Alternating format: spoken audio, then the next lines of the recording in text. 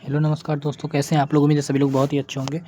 तो जैसा कि आज हम लोग का लास्ट लेक्चर होने वाला है यूनिट नंबर फर्स्ट का, और हम लोग पढ़ रहे हैं क्या, इलेक्ट्रिकल मशीन।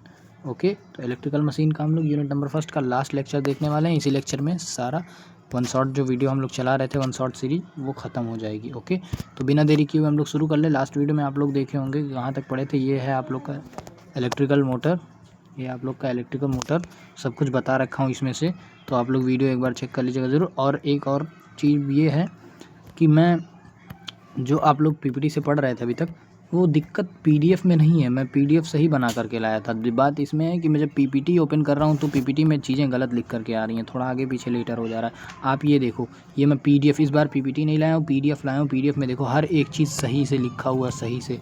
जब किसी बंद विद्युत परिपथ या चालक से गुजरने वाले चुंबकीय फ्लक्स के मान के साथ समय, ये सब चीज़ इसमें सही रखा है। तो अगर आप लोग को एक बार चाहिए ये वाला पीडीएफ तो कमेंट कर दीजिएगा, मैं आप लोग के लिए पीडीएफ ले आऊँगा। ये है आप लोग का कौन सा, टाइप्स ऑफ इंसुलेटिंग मटेरियल्स का। ओके, चलिए अब हम लोग धीरे धीरे शुरू करते हैं। ये सब कुछ सही हो गया, सारा योक या फ्रेम का हर एक चीज़ सब कुछ सही करके लाया हूँ आज के वीडियो में, तो परेशान होने की ज़रूरत बिल्कुल भी नहीं है। साइज कहाँ से छोटा हो, साइज छोटा करो भाई।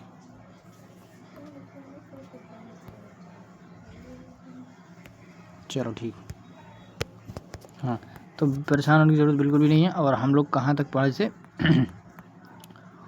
एक बार अगर रिवीजन करना चाहते हैं तो रिवीजन मैं करा दूंगा पेपर के टाइम पे। वैसे फिर से मैं यूनिट 1 की देख लो, एक बार सुन लो। जब पेपर चलेगा तो पेपर के टाइम पे मैं यूनिट 1 का फिर से लेके आऊँगा वन शॉट, और सिर्फ एक ही वीडियो में लेकर के आऊँगा, जिसमें एक ही वीडियो रहेगा। ठीक है, तो अभी सिर्फ छोटा मोटा पढ़ो, आगे हम लोग बढ़िया से पढ़ाई करेंगे। अभी सिर्फ आइडिया कर लो। कम्यूटेटर हो गया था, आर्मेचर वाइंडिंग भी हो गया था, नीचे ब्रशेस भी हो गया था।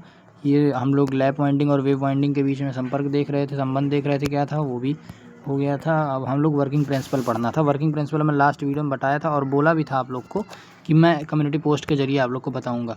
ठीक है, बढ़िया से बाकायदे। तो कम्युनिटी पोस्ट के जरिए तो बताऊंगा ही, लेकिन इस बार देख लो भाई, पीडीएफ जो है वो सही हो गया, तो एक बार फिर से पढ़ लो पीडीएफ के जरिए। सबसे पहले क्या है, डीसी जनरेटर का कार्य सिद्धांत। डीसी जनरेटर के कार्य सिद्धांत में हम लोग का पहला पॉइंट वाइज सब कुछ है। चलो पढ़ते हैं।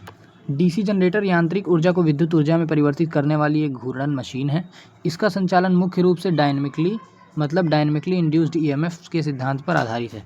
ठीक है, तो इसका जो होता है ना, इसका संचालन मुख्य रूप से किस पे, डायनेमिकली इंड्यूस्ड ईएमएफ पर आधारित है। किस पे, डायनेमिकली इंड्यूस्ड ईएमएफ के सिद्धांत पर आधारित होता है। ओके बाबू, चलो अगला पॉइंट देखते हैं। अब सिद्धांत देखते हैं, कार्य सिद्धांत।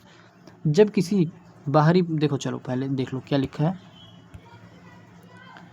जब किसी बाहरी प्राइम मूवर, जैसे अब बाहरी प्राइम मूवर क्या हो गया, जैसे डीजल हो गया, डीजल इंजन, या भाप या जल टरबाइन हो गया, तो इसको हम लोग क्या कहते हैं, बाहरी मूवर। तो जब किसी बाहरी प्राइम मूवर की सहायता से आर्मेचर कोर या फील्ड में पोल द्वारा निर्मित चुंबकीय क्षेत्र के भीतर घुमाया जाता है। ठीक है, शक्तिशाली चुंबकीय क्षेत्र के भीतर घुमाएंगे बाहरी प्राइम मूवर के द्वारा, तो आर्मेचर स्लॉट्स में स्थित तांबे के चालक लगातार चुंबकीय बल रेखाओं, मतलब मैग्नेटिक फ्लक्स को काटते हैं। तो कैसे, नहीं समझ में आया, देखो यहाँ तक तो समझ में गए ना। जब किसी बाहरी प्राइम मूवर द्वारा जब किसी बाहरी प्राइम मूवर के द्वारा हम लोग क्या करते हैं, पे कितना गलत होता है यार। जब किसी बाहरी प्राइम मूवर द्वारा मतलब जैसे डीजल इंजन या भाप या टरबाइन की सहायता से आर्मेचर कोर या फील्ड पोर द्वारा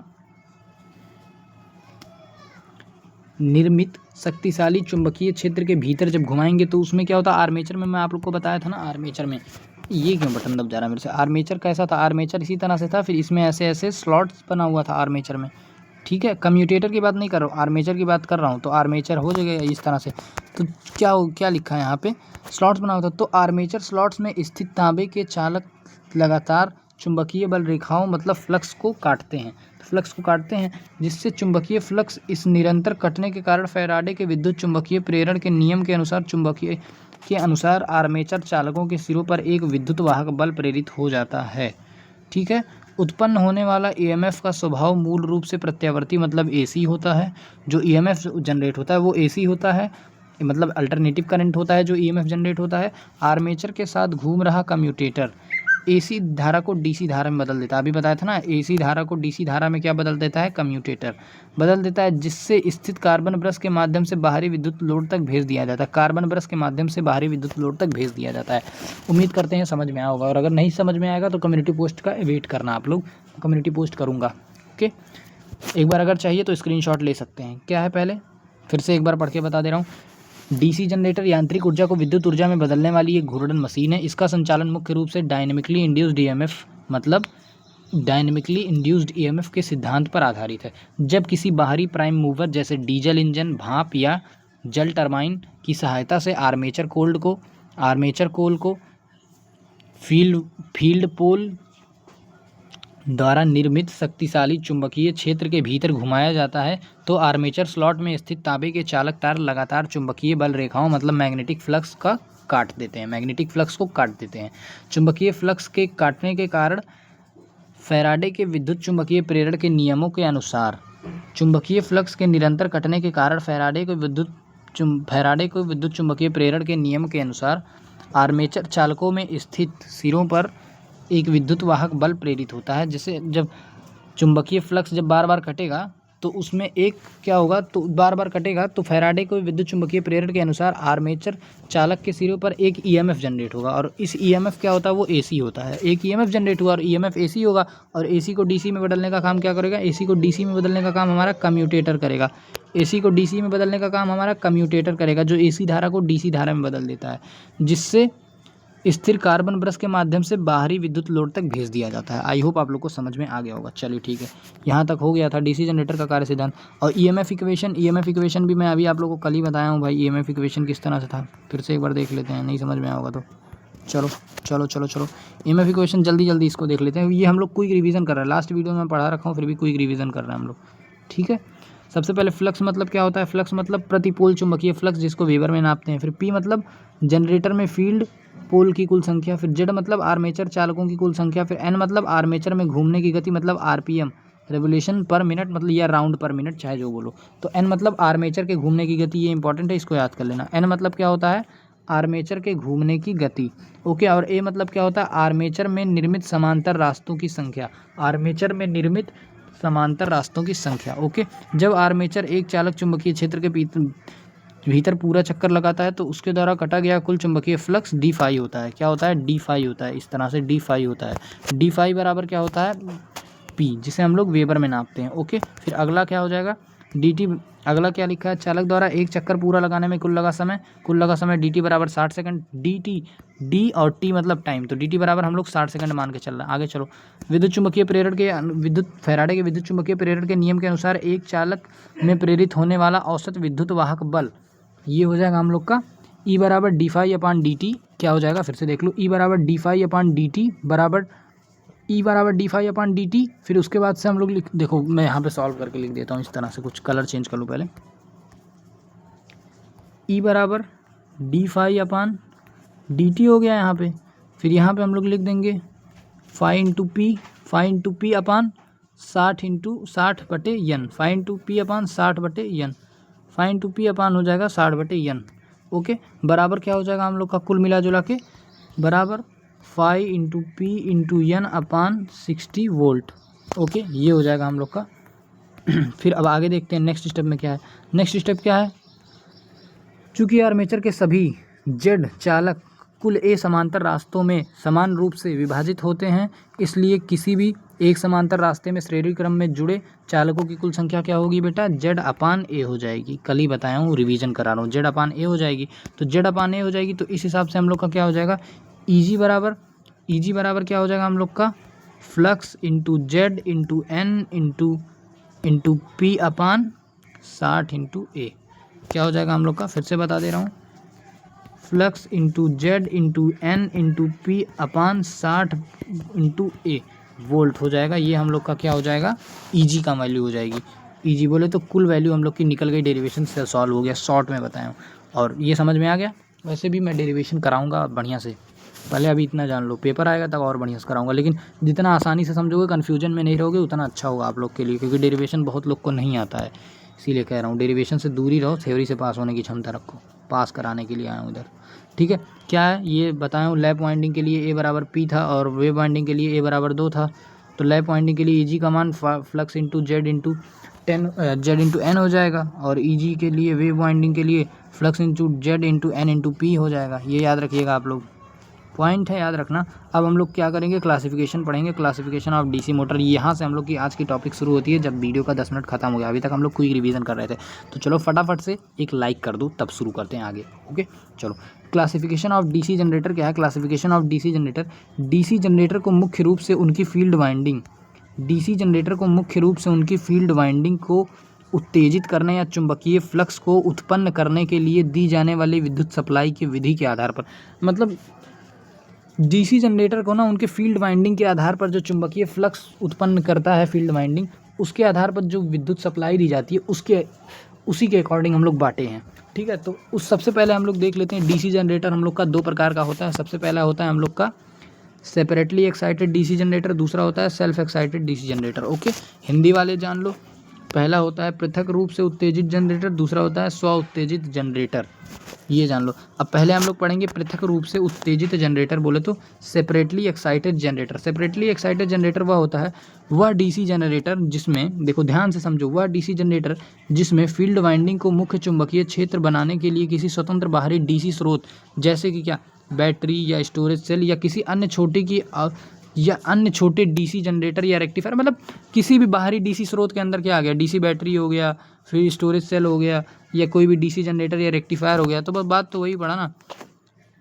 वह डीसी जनरेटर जिसमें फील्ड वाइंडिंग को मुख्य चुंबकीय क्षेत्र बनाने के लिए किसी स्वतंत्र बाहरी डीसी स्रोत जैसे बैटरी से विद्युत ऊर्जा दी जाती है, इस वाइंडिंग का आर्मेचर सर्किट के विद्युत कनेक्शन से कोई संबंध नहीं होता है। तो मतलब क्या होता है, सेपरेटली एक्साइटेड डीसी जनरेटर वह होता है जिसको चलाने के लिए बाहरी डीसी स्रोत की आवश्यकता होती है, जैसे बैटरी या स्टोरेज सेल की आवश्यकता होती है, जिससे विद्युत ऊर्जा दी जाती है, उसे हम लोग क्या कहते हैं, self separately excited DC generator. हो गया क्लियर। अगला देखते हैं सेल्फ एक्साइटेड डीसी जनरेटर क्या होता है। बोले तो स्व उत्तेजित डीसी जनरेटर, जो खुद से चल देता है, वह जनरेटर जिसमें फील्ड वाइंडिंग को चुंबकीय रूप से एक्साइट करने के लिए किसी भी प्रकार की बाहरी डीसी स्रोत की आवश्यकता, क्या लिखा है, आवश्यकता नहीं होती है। आवश्यकता नहीं होती है। जब इसका आर्मेचर घूमता है तो यह स्वयं चालकों में उत्पन्न होने वाले करंट के एक भाग या पूरे भाग में फील्ड वाइंडिंग भेज देती है। ठीक है, तो जब इसका आर्मेचर घूमता है, जब इसका घूमता है तो इसके उत्पन्न होने वाले करंट से फील्ड वाइंडिंग में चुंबकीय क्षेत्र विकसित हो जाता है। ठीक है, ये समझ में आ गया। सेल्फ एक्साइटेड डीसी जनरेटर खुद से स्टार्ट होता है, इसमें किसी बाहरी डीसी स्रोत की आवश्यकता नहीं होती है। अब इसमें आप लोग जान लो विशेष शर्त क्या होता है। शर्त ये होता है कि स्व उत्तेजित जनरेटर जो होता है, स्व उत्तेजित जनरेटरों में वोल्टेज निर्माण शुरू करने के लिए फील्ड पोल के भीतर पहले से थोड़ा अवशिष्ट चुंबकत्व तो होना चाहिए, ये शर्त है। मतलब सेल्फ एक्साइटेड डीसी जनरेटर में जो स्वतः स्टार्ट होने वाले डीसी जनरेटर होते हैं उसके वोल्टेज निर्माण में फील्ड पोल के भीतर पहले से थोड़ा अवशिष्ट चुंबकत्व तो होना चाहिए। ओके, अगला देखते हैं। अब कनेक्शन के आधार पर इन्हें भी 3 भागों में बांटा गया। कनेक्शन के आधार पर भी इन्हें भी 3 भागों में बांटा गया है। पहला शंट जनरेटर, दूसरा सीरीज जनरेटर और तीसरा कौन सा हम लोग का कंपाउंड जनरेटर। फटाफट देख लेते हैं, पेपर में बढ़िया से आप लोग फोड़ करके आना। हाँ, BTUP electrical machine 1st 3rd semester का है, आप लोग देख सकते हैं। और कहाँ पे मिल रहा है, पूरी तरह से फ्री कोर्स मिल रहा है, ज़्यादा एडवर्टाइज नहीं करेंगे। कहाँ पे, सेमेस्टर स्किल पे। ओके चलो, हम लोग क्या पढ़ रहे थे कि कनेक्शन के आधार पर इन्हें 3 भागों में बांटा गया है। कौन कौन सा, शंट जनरेटर, सीरीज जनरेटर और कंपाउंड जनरेटर। तो पहले हम लोग देख लेते हैं शंट जनरेटर क्या होता है। शंट जनरेटर वो होता है, इस जनरेटर में फील्ड वाइंडिंग को आर्मेचर वाइंडिंग के साथ समांतर क्रम में जोड़ा जाता है।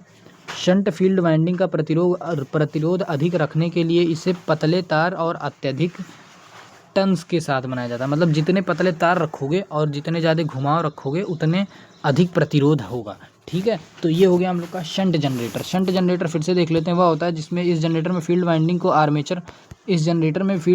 आर्मेचर वाइंडिंग के साथ किसमें, समांतर क्रम में जोड़ते हैं। याद रखना, शंट जनरेटर में समांतर क्रम में जोड़ते हैं। फिर उसके बाद अगला देखते हैं सीरीज जनरेटर। सीरीज जनरेटर क्या होता है, इसमें फील्ड वाइंडिंग को आर्मेचर के साथ श्रेणी क्रम में जोड़ते हैं बाबू, ये देख लो श्रेणी क्रम में जोड़ते हैं। किसमें श्रेणी क्रम में जोड़ते हैं, यहाँ पे श्रेणी क्रम में जोड़ते हैं। चूँकि इसमें पूरा लोड करंट प्रवाहित होता है, चूँकि इसमें से पूरा लोड मतलब करंट प्रवाहित होता है, इसलिए इसका प्रतिरोध न्यूनतम रखने हेतु मोटे तार और बहुत कम टर्न्स का प्रयोग करते हैं। मतलब सीरीज वाले में क्या करेंगे हम लोग, इसे श्रेणी क्रम में जोड़ेंगे और इसमें मोटे तार का प्रयोग करेंगे और कम टर्न लगाएंगे, जिससे कि इसका प्रतिरोध क्या हो जाएगा, न्यूनतम हो जाएगा। ठीक है, अब अगला देखते हैं हम लोग कौन सा, कंपाउंड जनरेटर। कंपाउंड जनरेटर ये इंपॉर्टेंट है, याद रख लेना। कंपाउंड जनरेटर के बारे में देखते हैं। कंपाउंड जनरेटर क्या है मेरे भाई, कंपाउंड जनरेटर पॉइंट वाइज है। कंपाउंड जनरेटर इस मशीन में प्रत्येक पोल पर दो प्रकार की फील्ड वाइंडिंग मतलब शंट और सीरीज दोनों की स्थापित की जाती है। देखो कंपाउंड मतलब दोनों का मिश्रण होता है, शंट और सीरीज का मिश्रण होता है कंपाउंड। तो इस मशीन में प्रत्येक पोल पर दो प्रकार की फील्ड वाइंडिंग की जाती है। कौन कौन सी, शंट वाली फील्ड वाइंडिंग भी की जाती है और सीरीज वाली भी फील्ड वाइंडिंग की जाती है। ठीक है, और दूसरा क्या है, दूसरा पॉइंट इसमें क्या है, कम्युलेटिव कंपाउंड यदि सीरीज फील्ड का फ्लक्स शंट फील्ड के फ्लक्स की सहायता करता है तो क्या हो जाएगा, फ्लक्स टोटल बराबर flux series plus flux shunt, ये हो जाएगा। अब यहाँ पे लिख रखा है यदि सीरीज फील्ड का फ्लक्स शंट फील्ड के फ्लक्स की सहायता करता है तो इसमें क्या हो जाएगा, टोटल फ्लक्स बराबर हो जाएगा हम लोग का, टोटल फ्लक्स बराबर हो जाएगा flux of shunt plus flux of series. ठीक है, इसको याद रख लीजिएगा आप लोग। अगला क्या है, डिफरेंशियल कंपाउंड। डिफरेंशियल कंपाउंड यदि सीरीज फ्लक्स का शंट फील्ड के फ्लक्स का विरोध करता है तो इसमें हो जाएगा हम लोग का फ्लक्स टोटल बराबर हो जाएगा फ्लक्स शंट माइनस हो जाएगा इसमें फ्लक्स सीरीज के। ओके, ये क्लियर कर लो आप लोग, इसका स्क्रीनशॉट ले सकते हो, इंपॉर्टेंट पॉइंट है कंपाउंड जनरेटर वाला। अभी स्टार बना दे रहा हूँ कंपाउंड, ये क्या है, इंपॉर्टेंट पॉइंट है। ओके ठीक है, इसको ध्यान से रख ले, समझ लेना, समझाऊँ मैं आप लोग को, नहीं समझ में आएगा तो फिर से एक बार कमेंट करना। अगला क्या देखते हैं, अगला क्या है हम लोग का, बस 2 पेज और बचा, आज ही ख़त्म करके मानेंगे चाहे जो हो जाए।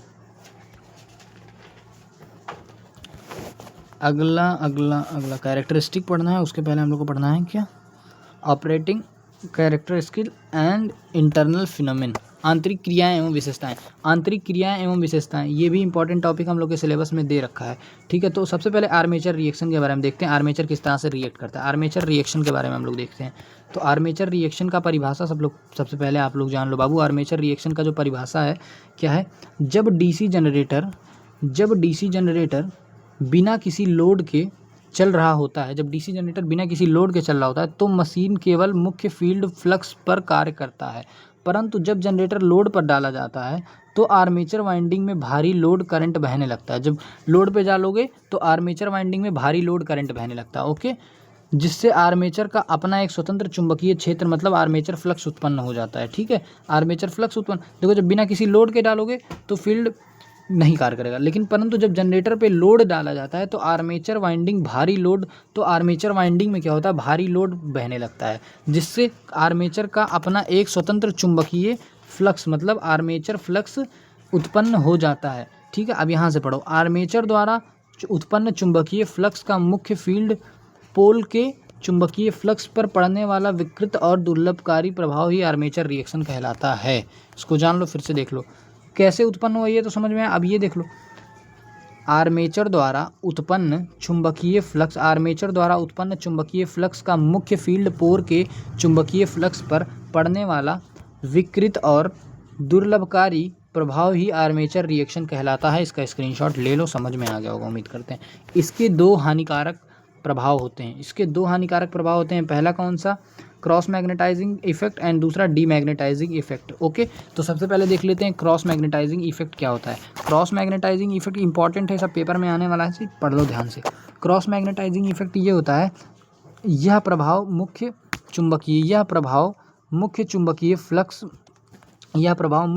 फ्लक्स की ज्यामिति को टेढ़ा कर देता है। इसके कारण चुंबकीय उदासीन अक्ष मतलब MNA मैग्नेटिक न्यूट्रल एक्सिस भौगोलिक उदासीन अक्ष GNA से जनरेटर के घूमने की दिशा में आगे खिसक जाता है। फलस्वरूप ब्रशेस पर भारी स्पार्किंग होने लगती है, मतलब जिससे ब्रश जो होता है ना उस पर स्पार्किंग आने लगता है। इसको क्या कहते हैं, क्रॉस मैग्नेटाइजिंग इफेक्ट। अगर आप लोग को PDF चाहिए होगा तो एक बार कमेंट जरूर कर देना PDF, मैं आप लोग से कनेक्ट कर लूँगा, तुरंत PDF सेंड कर दूँगा, या तो डिस्क्रिप्शन में टेलीग्राम चैनल है, ज्वाइन कर लीजिए, वहाँ पे PDF में डाला हुआ हूँ। ओके, चलो अगला देखो। अगला क्या है, डीमैग्नेटाइजिंग प्रभाव। डीमैग्नेटाइजिंग इफेक्ट ये होता है, यह प्रभाव मुख्य फील्ड फ्लक्स को सीधे तौर पर कमजोर या कम कर देता है। फ्लक्स कम होने के कारण जनरेटर द्वारा उत्पन्न वास्तविक वोल्टेज लोड बढ़ाने पर घट जाता है। ठीक है, ये हो गया हम लोग का क्या, DC जनरेटर। ओके, अगला क्या है, कम्यूटेशन। कम्यूटेशन देख लो, कम्यूटेशन में क्या है, कम्यूटेशन परिभाषा सबसे पहले जान लो। जब आर्मेचर लगातार घूमता है तो उसकी विभिन्न कॉइल बारी बारी कार्बन ब्रश के नीचे से गुजरती है। जब आर्मेचर लगातार घूमता है तो उसकी विभिन्न कॉइल बारी बारी कार्बन ब्रश के नीचे से गुजरती है। जब कॉइल ब्रश के सीधे संपर्क में आती है तो वह कुछ क्षणों के लिए शॉर्ट सर्किट हो जाती है। क्या लिखा है, जब कॉइल ब्रश के सीधे संपर्क में आती है तो वह कुछ क्षणों के लिए क्या हो जाती है, शॉर्ट सर्किट हो जाती है। ओके, इससे अत्यंत सूक्ष्म शॉर्ट सर्किट अवधि के दौरान, मतलब जो सबसे कम शॉर्ट सर्किट टाइम होता है ना, उसके दौरान कॉइल में बहने वाली धारा की दिशा और परिमाण पूरी तरह से उलट जाना, जैसे धनात्मक से शून्य हो जाना या ऋणात्मक हो जाना। ओके, जैसे धनात्मक से शून्य हो जाना या ऋणात्मक हो जाना, वही हम लोग का क्या कहलाता है, कम्यूटेशन कहलाता है। ओके, कम्यूटेशन यही होता है। ठीक है, कम्यूटेशन फिर से एक बार देख लेते हैं। कम्यूटेशन क्या होता है, जब आर्मेचर लगातार घूमता है तो विभिन्न कॉइल बारी बारी कार्बन ब्रश के नीचे से गुजरती है। जब कोई कॉइल कार्बन ब्रश के सीधे संपर्क में आती है तो वह कुछ क्षणों के लिए शॉर्ट सर्किट हो जाती है। इस अत्यंत सूक्ष्म शॉर्ट सर्किट अवधि के दौरान उस कॉइल में बहने वाली धारा की दिशा और परिमाण का पूरी तरह से उलट जाना ही कम्यूटेशन कहलाता है। फिर से एक बार देख लो, इस अत्यंत सूक्ष्म मतलब बहुत कम समय, इस कम समय के शॉर्ट सर्किट टाइम के दौरान, मतलब जितना कम समय का शॉर्ट सर्किट टाइम होगा ना, उतना ही कम समय के शॉर्ट सर्किट टाइम के दौरान उस कॉइल में बहने वाली धारा की दिशा और परिमाण पूरी तरह से उलट जाना ही शॉर्ट कम्यूटेशन कहलाता है, जैसे धनात्मक से शून्य होकर ऋणात्मक हो जाना। ओके, यही होता है हम लोग का कम्यूटेशन।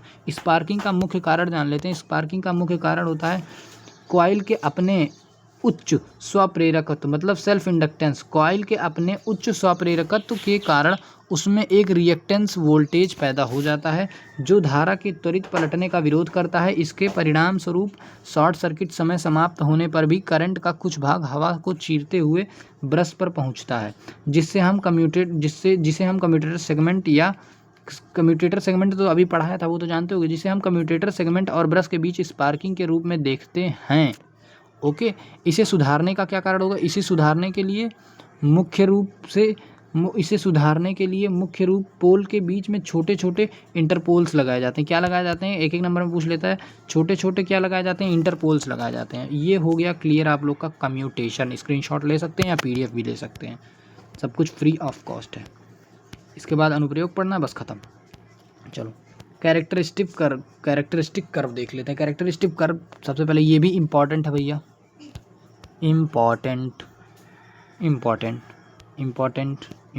चलो शुरू करते हैं। कैरेक्टरिस्टिक कर्व क्या है हम लोग का, कैरेक्टरिस्टिक कर्व में DC जनरेटर के विभिन्न विद्युतीय प्रचालों के आपसी व्यवहार को समझने के लिए 3 ग्राफ में बांटे जाते हैं। DC जनरेटर के विभिन्न विद्युतीय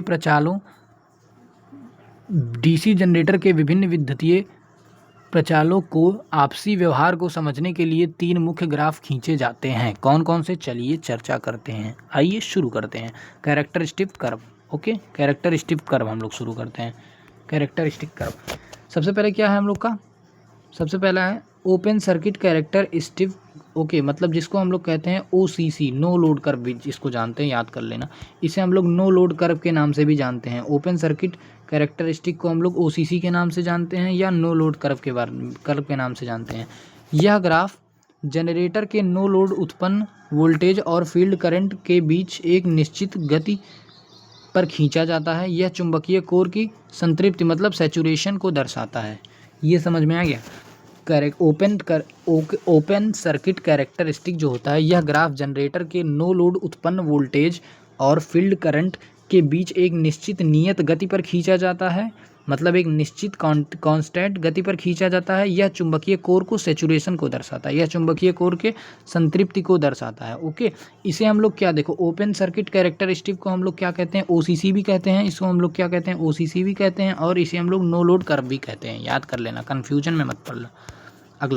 अगला क्या, इंटरनल कैरेक्टरिस्टिक। इंटरनल कैरेक्टरिस्टिक हम लोग का क्या होता है, इंटरनल कैरेक्टरिस्टिक क्या होता है, यह लोड की स्थिति में आर्मेचर के भीतर वास्तव में उत्पन्न कुल ईएमएफ, यह लोड की स्थिति में आर्मेचर के अंदर वास्तव में उत्पन्न कुल ईएमएफ और उत्पन्न आर्मेचर करंट के बीच का संबंध बताता है।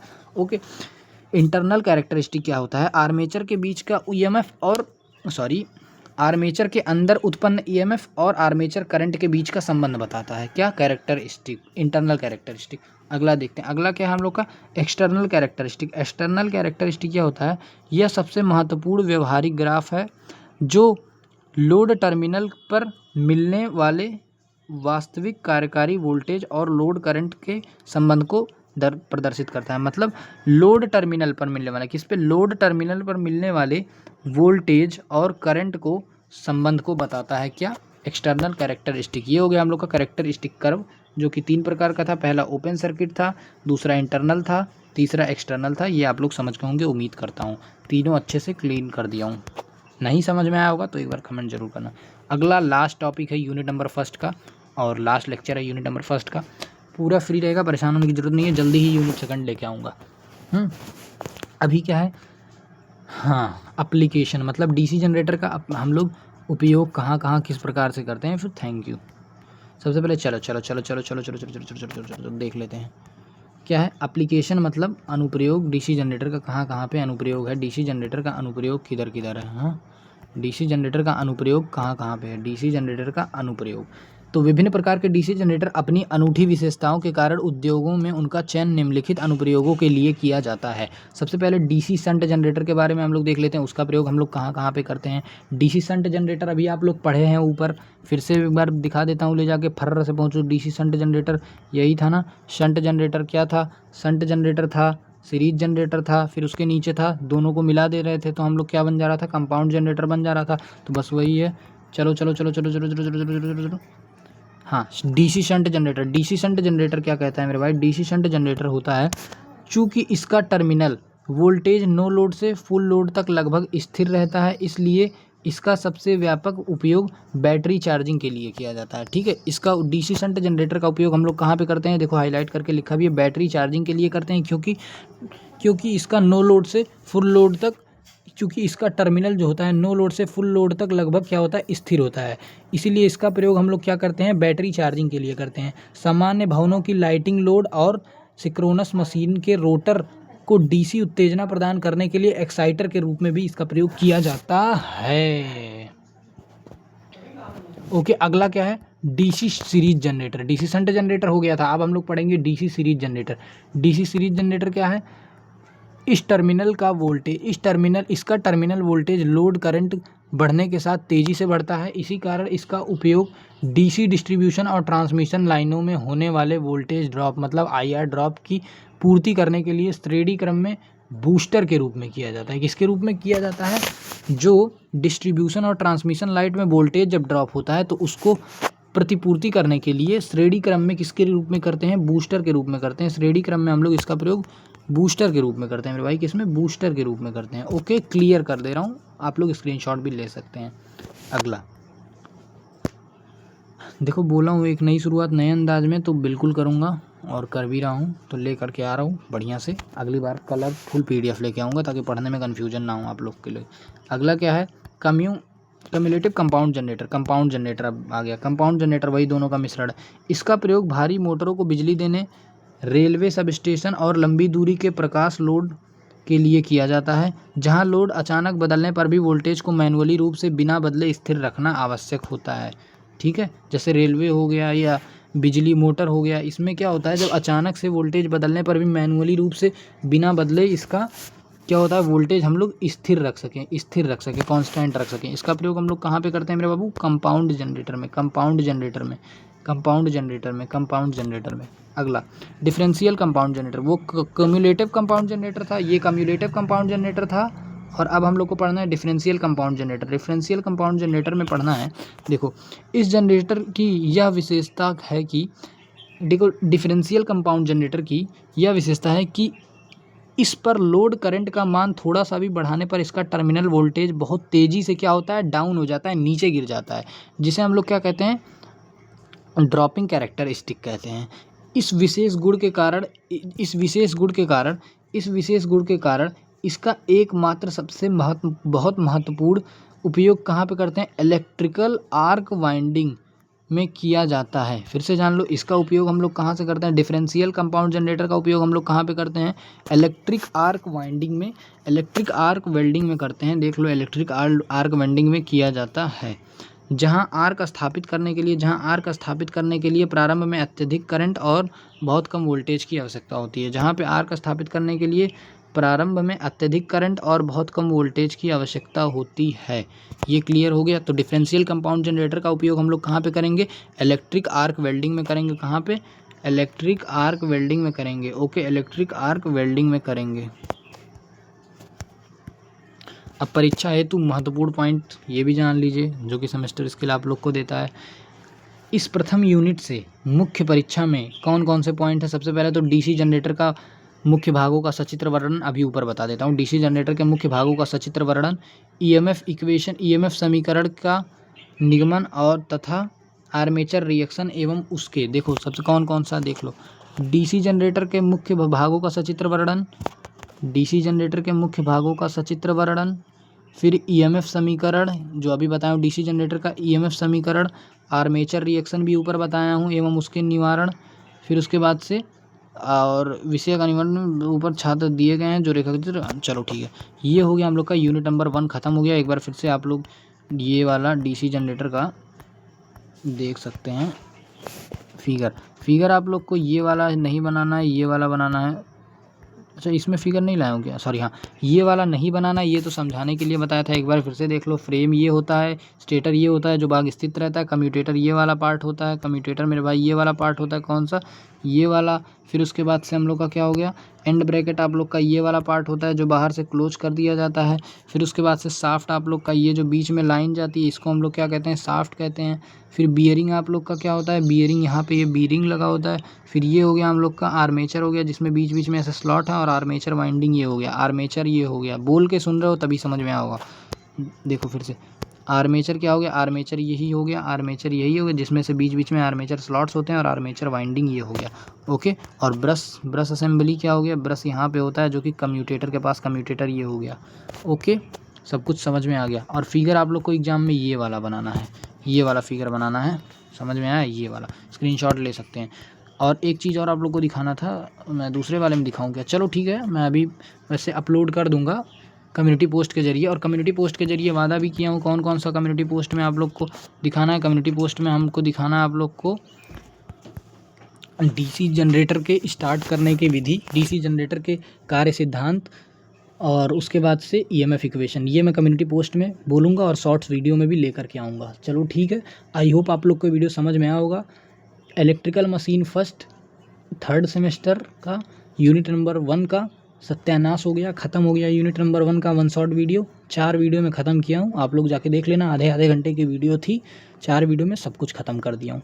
तो आई होप आप लोग को वीडियो पसंद आया होगा। पसंद आए तो वीडियो को लाइक कर देना। और सुनो, अगर नहीं समझ में आया तो एक बार कमेंट करना, कोई भी टॉपिक से रिलेटेड मैं दोबारा से वीडियो बनाऊँगा आप लोग के लिए, ठीक है? तो चलिए ठीक है, मिलते हैं किसी नई वीडियो के साथ। तब तक के लिए thank you so much for watching. और हाँ, कम्युनिटी पोस्ट आप लोग जुड़े रहना, कम्युनिटी पोस्ट से मैं सब कुछ अपलोड करता रहता हूँ, तो कम्युनिटी से जुड़े रहिएगा आप लोग, ठीक है? सेमेस्टर स्किल से अगर आप लोग जुड़े हैं तो कम्युनिटी पोस्ट से भी जुड़े रहिएगा। ओके, बहुत ज़रूरी है सेमेस्टर स्किल, कम्युनिटी पोस्ट से जुड़े रहिएगा। चलिए ठीक है, मिलते हैं दूसरे वीडियो में। तब तक के लिए thank you so much for watching. हम लोग का ये ख़त्म हो गया यूनिट नंबर फर्स्ट।